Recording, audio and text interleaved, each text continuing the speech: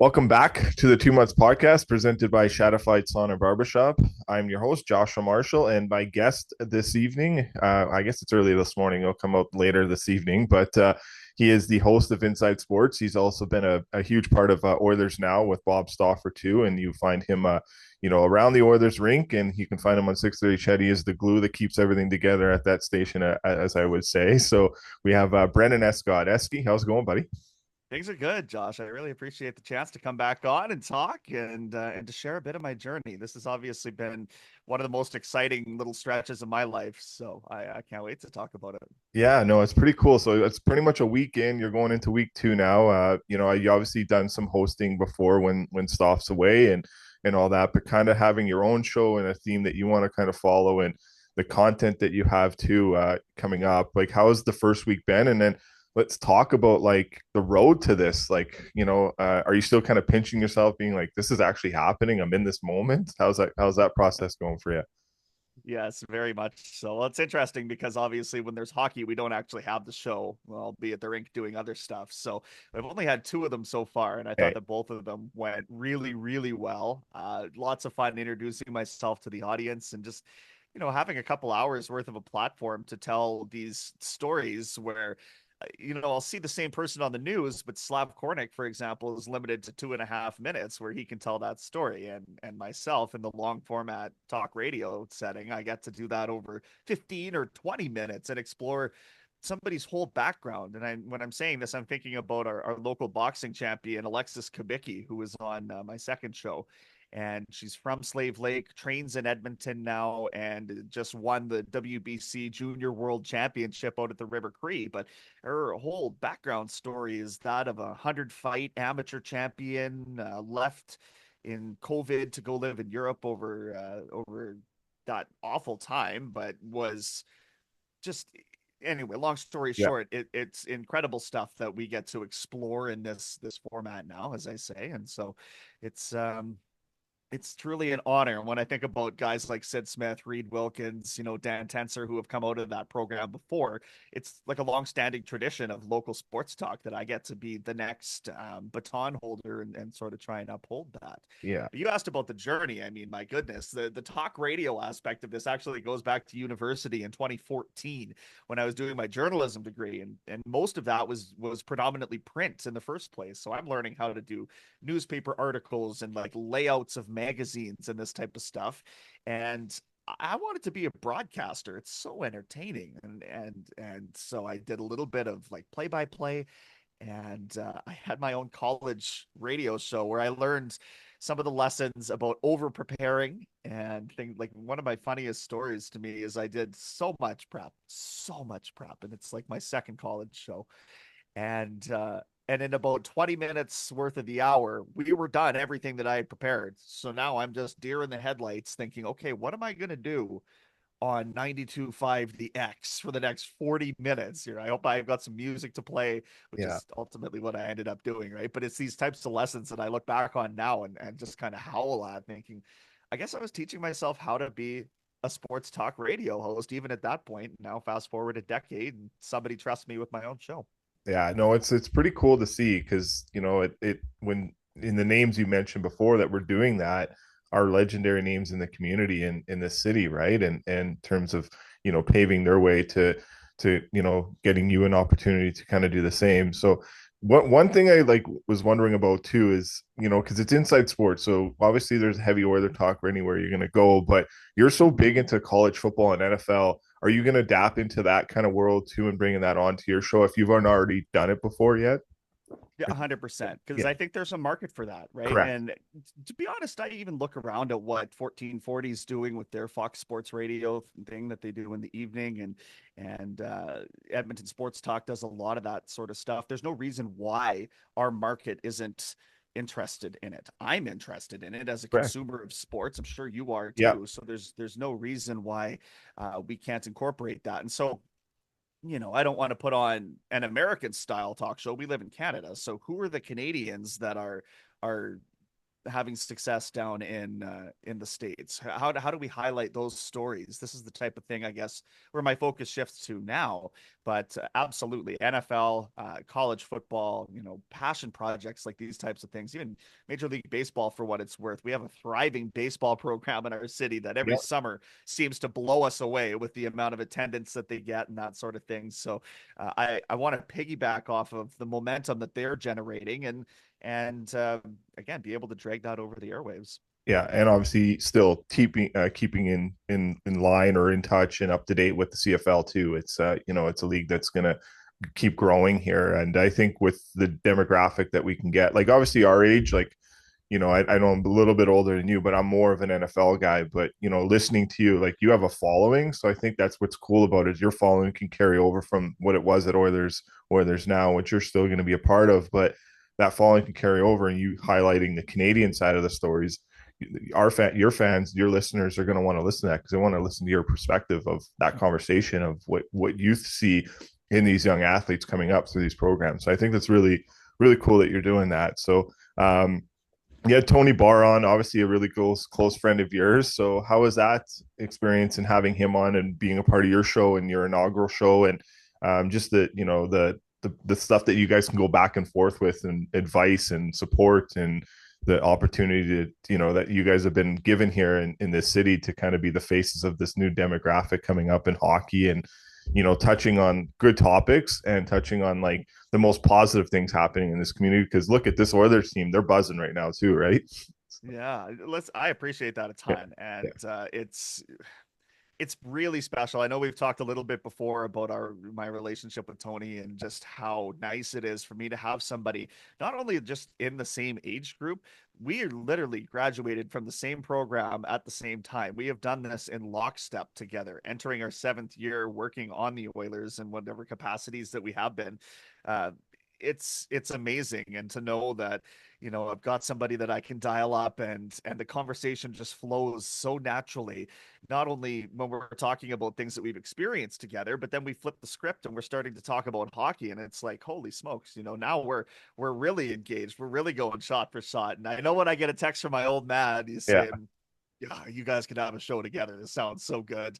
That's the most rewarding thing in the world. So yeah. it's because it's fewer and further between, and there's lots of kids coming up now. I would say guys like Preston Hodgkinson and Avery Lewis McDougall and the Finn Marco. These guys are starting to take the average age, I guess, of the reporting circuit down quite a bit, and so now I'm feeling like a little bit more of a leader in this sense. But to be there with Tony, again, the comfortability level that I have because of that, and it just allows me to operate a little bit more freer, I think. So I figured, with that all said, who better to bring on to the inaugural show and have them in studio and just shoot the Yeah. breeze and that sort of thing, and talk a little bit about our journey to get to where we are, because it's fun to reflect on, and I hope that there's people out there that um, can find that element of a success story in this. Like, it's a pretty bleak industry at times, but that doesn't mean that it can't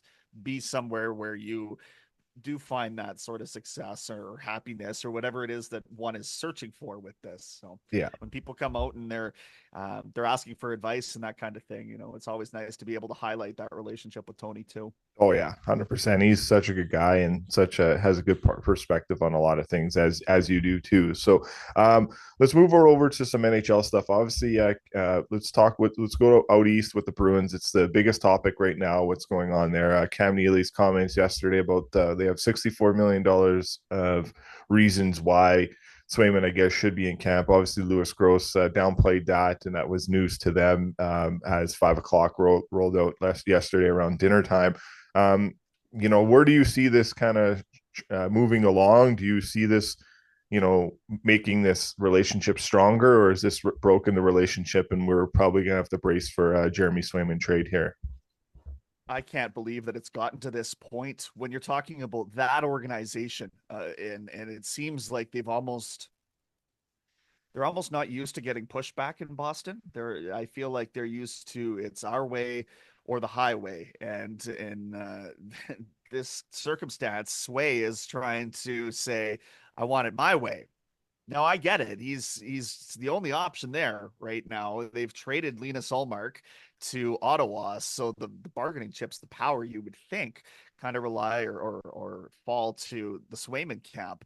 But again, I've never heard a general manager or president, or I'm not even sure what role Cam Neely fills there, but to come out and say what they've tabled as an offer, and then to have later in the day that come out and say, well, actually, that was never discussed. So we're going to collect our things and think about this. Like that is, I don't want to call it unprecedented, Josh, but this is insane to me. So Yeah. the fact that this is happening with a week to go before the season, does he end up in Detroit?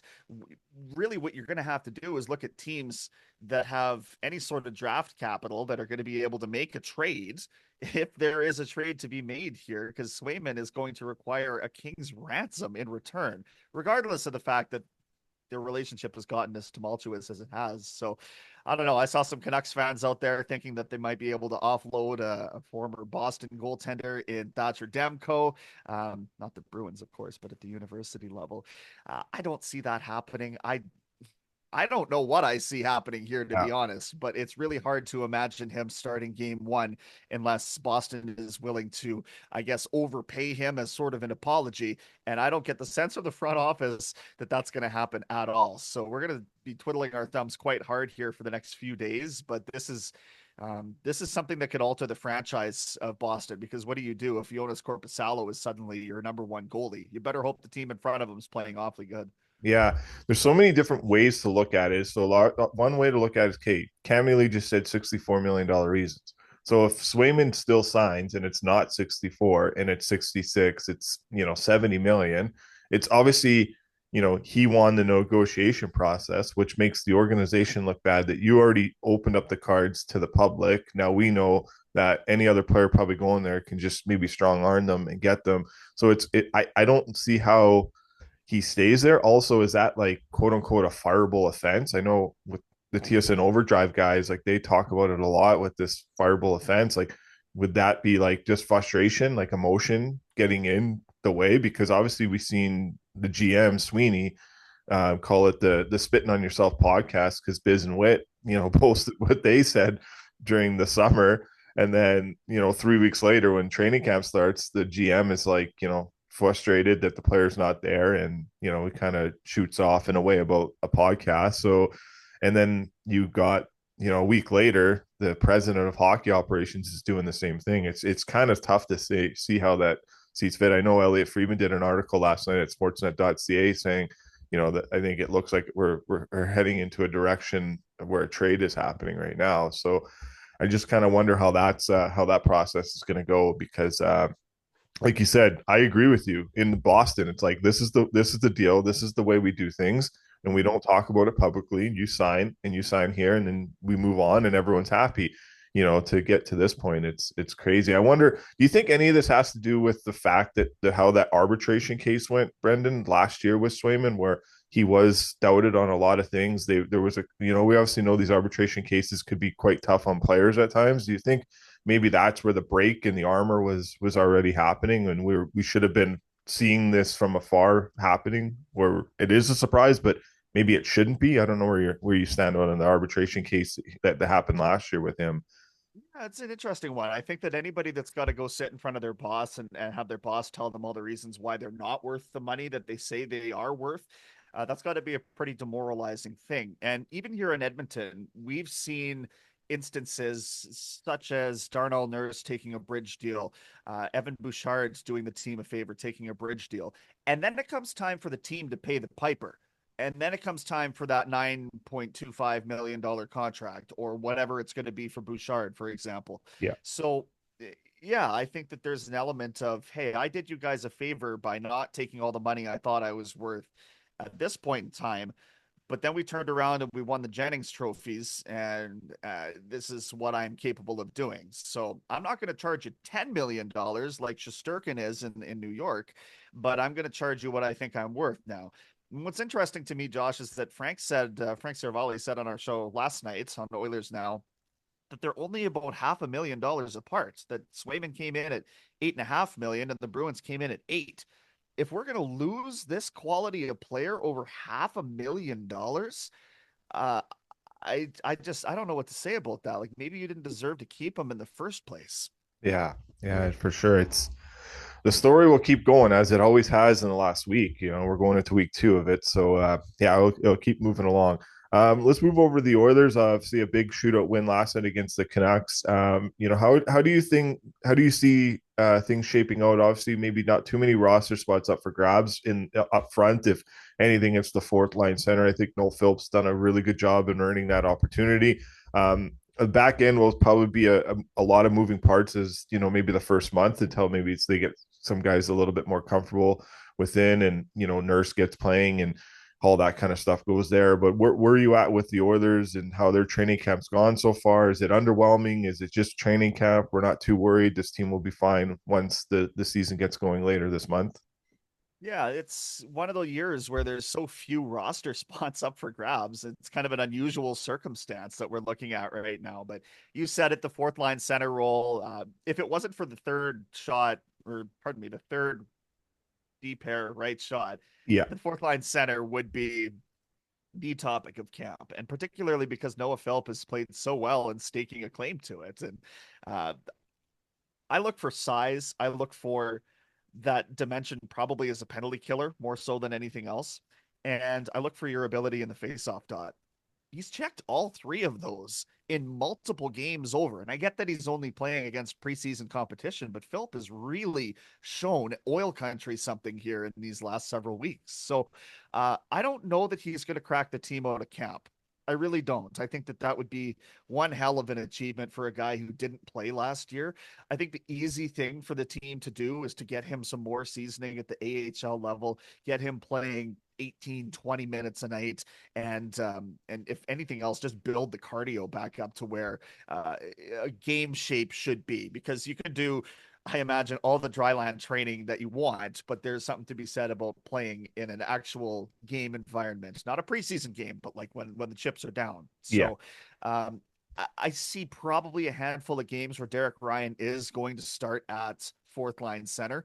Injuries happen over the course of a season, and maybe we've gone from James Hamblin being the first call up to now Noah Philp having genuinely staked a claim to that over what's been a wildly impressive training camp. Maybe Josh, it's been so impressive because we didn't know what to expect for a player coming off of a year away. But I know that Bob Stauffer has been singing this kid's praises since the second half of the year that he did play in the American Hockey League, where he was tearing it up down there. So something clicked for Noah, and they're hoping to capture this. He's 26 years old. He's not really a rookie No. by that measure, but I think that that maturity is going to help him. And he just looked to constantly be embracing the things that you want that bottom six kind of forward to do. So I think this will be a big piece of Edmonton, maybe not right away, but as the season grows older. And he's free. He's a free asset. He wasn't Yep. just a kid that you kept an eye on. Your scouts kept an eye on, and someone went out to vouch for him. Maybe it was Stoffer, who It knows? was But probably Stauffer. yeah, exactly. So, and Stoffer will tell us there will be Stoffer. He will. Yeah. So, but yeah. Anyways, we'll see how that process goes for sure, and all the best to him is it also says something too, taking a year off from the best league in the world, and him finally saying, okay, I'm going to take care of my mental health, I'm going to take care of whatever's been bothering me. Doing that, there's some appreciation to that, and any fan will clamor to that in a great story. We've seen it with Oliver Shillington, Patrick Laine obviously got hurt, so that was probably a story that everyone was cheering for as well too. But yeah, over the years, Connor Ingram, I even think he won the Bill Masterson Award for the perseverance and dedication to the game, and about his by having bipolar or what he was fighting with and overcoming, and so it's kind of cool, and I think it's a story that a lot of kids can clamor to in terms of being like, well, he went through it, so I went through it, I can get back too. So I think there's a little bit of an extra part of that story that I think a lot of people will enjoy. You know, let's move over quickly to the Flames. So let's stick with the Oilers on the back end. Where are you at with the right D pairs? How, like, besides Bouchard, how do you see the rest shaping out with Brown, with Stetcher, with Emberson? Is it kind of Emberson and then Stetcher and then Brown, and Brown will be your seventh. Like, where are you shaping out there? And is does Travis Dermott earn an opportunity to sign here? I know they released Hoffman yesterday on his PTO, but I think Dermott's still in camp as of now. But where are you at on the back end? Yeah, we'll have to put the caveat out that there's cuts coming in between the time that we record this and the time that it comes out. I don't anticipate that Dermott will be one of those. If he is, they got as long a look at him last night as was possible. They played him the most minutes of any defenseman. I think he's been good, but not remarkable. And I don't know if they needed him to play remarkable to get a chance at making this team. I don't know if he would be okay signing an American Hockey League deal and going to round out some of the depth down there. But even as it stands, I've really liked what I've seen out of Ben Gleason and Cam Dineen since they've been at camp. So I'm not sure where Dermott would fit, even on the minor leagues. But Level. as far as the right side goes, yeah, I think you pretty much pegged it there. I see Emberson getting the first and longest look alongside Nurse. He's got that 2022-23 American Hockey League Eastern Conference Defensive Player of the Year. And I've been saying since, we kind of started to learn more about this kid, if you're a defenseman that understands how to play in your own zone, that is half the battle of becoming an NHL player right there. So it's not like he's coming up with this great offensive skill set and then having to figure out how to play in his own end. He gets the defensive angles. So he'll be there. He'll be penalty killing, and I think that that's going to earn him well, it's going to earn him a lot of opportunities to succeed or fail. So hopefully it goes in the right direction for the Oilers. And more so than anything else, I'm wondering how he complements Darnell Nurse because we saw what we all know exactly what Matthias Ekholm means to the success of Evan Bouchard. I wonder if you plunk a really defensive minded, safe kind of partner next to Darnell Nurse, what that might unlock in the 29-year-old who has the offensive talent. It got him paid, but we haven't really seen a whole lot of that kind of thing. He's maybe trying too hard not to play outside of himself or something like that. So that excites me a lot. Third pair, to me, it's Stetcher and Kulak right now. Josh Brown is he's a spot duty guy, right? Like I think we all understand that analytically he doesn't defend especially well, but what he does do, and he took the unsportsmanlike penalty last night during a commercial break. Um, but he took that penalty because somebody was going after one of his top players that was dressed, and he had no time for that. He was going right back at the Vancouver Canucks, ended up in the box. And people are saying to me, well, if the highlight of his game is taking a penalty, then he's no good. Fine, but that's what he's there to do, is to be a policeman, and he was policing in that situation. So I don't necessarily mind that, but that's probably your seventh defenseman. Troy Stetcher's compete level is off the charts. I have loved this player, not like enamored by him, but I've loved his compete level since he was a Vancouver Canuck way back when I lived in BC. And I love he just never seems to want to lose the play. If he loses his position, fine, but the compete level to get back to where he needs to be is always there. Made a beautiful exit pass out of the zone, so he's got, some offensive prowess in that sense. He's not an offensive guy, Yeah. but I think he'll be able to hold his own down there. So it's going to be a lot in flux game to game. I would imagine you're probably going to see spells of that, spells of Stetcher and then spells of Brown. And I don't see either guy really playing a full 50 games or 60 games by any means, but you're going to have a quality rotation through there. And hopefully the team in front of Skinner is playing well to really make it easy on the goaltender, but it's a goaltender who's another year older and wiser as well and might be in a better position to help out on some of those defensive lapses. Yeah, I think he's going to get a lot of experience too.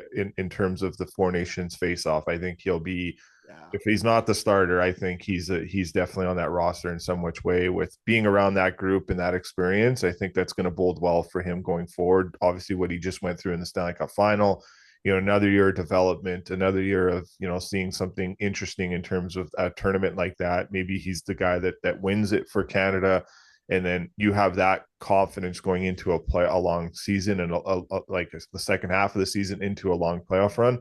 That can only bode well in my opinion for him, because I think he's if not one of our best goaltenders in Canada. We're talking about all these great goalies in Russia and Sweden and the U.S., but I think right now, Skinner's kind of proven that he's been able to kind of carry this load. I think he's answered some questions. If anyone doubts him, you doubt him again. I don't know if you're watching the right game, because I think he's done a good job of holding his own, in my opinion. Like, he's still young. You're still going to have some growing pains for sure, but taking to a team to a game seven Stanley Cup final, it's a pretty good thing. I know that you want to win it, but he was there, and it was that close for them. But we'll move over to the Flames, who are probably not going to be a couple years away from anything like that. It's probably going to be the turns of their new arena when that gets built for maybe some playoff hockey. But maybe it'd be nice to see them play at least one more playoff run in the dome. But I was there last night. They look good. They look confident. It was another win. They pulled it out in overtime. It was the first time they used Kuzmenko on the 3-on-3 surface of a power of a overtime, and his pass to Kadri backdoor was good. I think there's some good storylines happening in Calgary. I don't know how much you've been able to see. I know there's the split squad game here in Edmonton too, and then the Penticton tournament and whatnot. But what's your expectations for the Flames this year, Brendan? And do you think there's a chance that they could be the 2014-15 team from years ago, where they were the comeback kids and they had a younger group and they were able to kind of surprise some people? Or do you see some heavy growing pains here? Because it looks like they might even be going with a 3 goaltender rotation going into the season too. So I do wonder about that yeah, because Dustin Wolf is the goaltender of the future, but is the future right now? I'm not sure. And then if it's not, is Dan Vladar going to be able to carry the mail?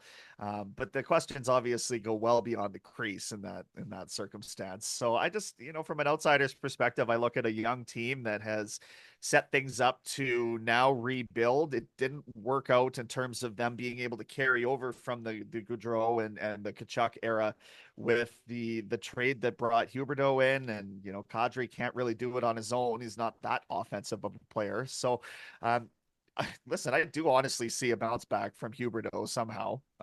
yeah, I think he will. he was uh, moving good last night. So yeah, well, yeah, good, because this need to. rivalry is a lot better when it's firing on all cylinders, as we know. But with the amount of draft capital that they've been accruing there, I know Craig Conroy has made a point of that. It absolutely does look like they're building towards the time when that arena is ready to pop, just like it did here in Edmonton, and everything since then has been trending in a really positive direction.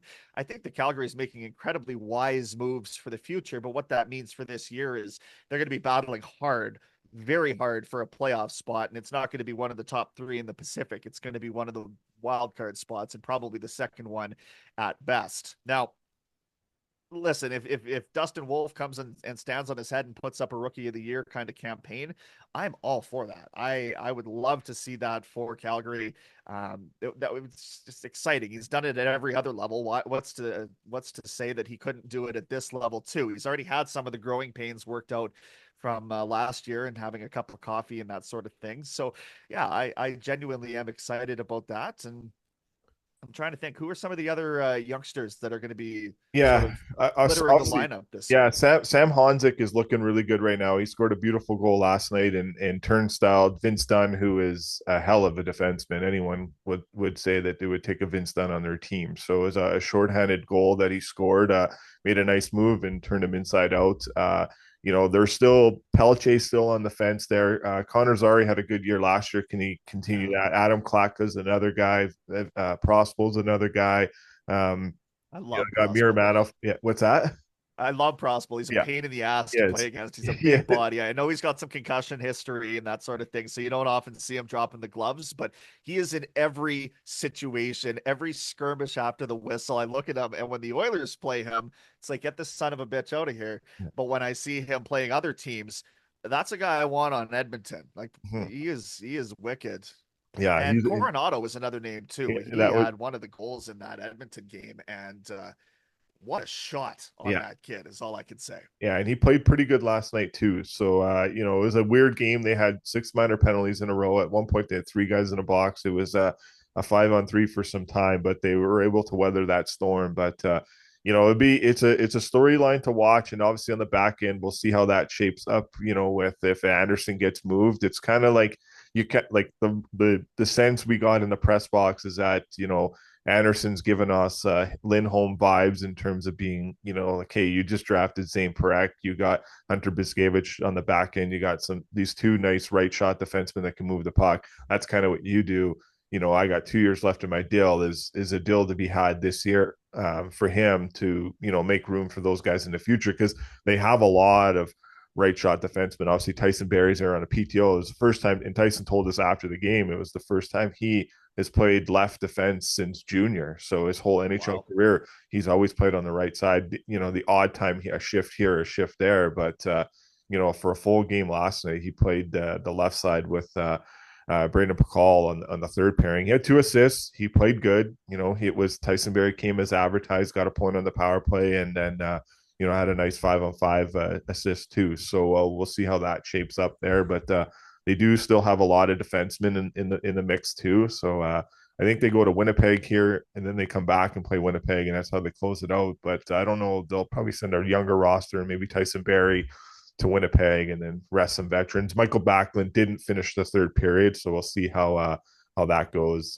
See if that's a storyline to follow. If as injuries have been happening, but yeah, they got a good. I think they got a good group there. They're building for a good future down the road, and you never know. You could surprise some people. The Pacific Division is still a tough division. Vegas did all their moves last year. They didn't do much this year. Yeah. So with a training camp and some familiarity with them, will they kind of be able to get back to where they were? The Oilers are the class of the division right now, and then see what the Canucks do too. So, and then I think the Kings losing Drew Doughty, that could be a tough loss for them. I don't know where you're at with the Kings in terms of that there.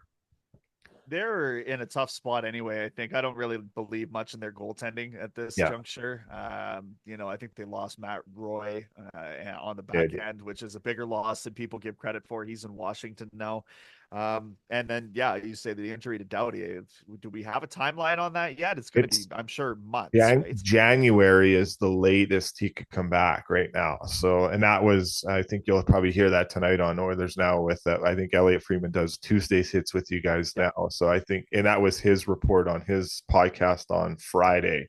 That it looks like it'll be January-ish around that time for a So return for him. So yeah, that's their emotional leader. As much as to me as Anze Kopitar does for that franchise, Doughty is the guy who's out there mixing it up, dragging other dogs into the fight, that sort of thing. So LA is going to be hard pressed, and if you're looking at it now in the Pacific, it's pretty much a three-dog race with Vegas, Edmonton, and Vancouver as to which of these teams is going to be able to sit on top of the throne by season's end. And the betting favorite would be Edmonton, I would suggest.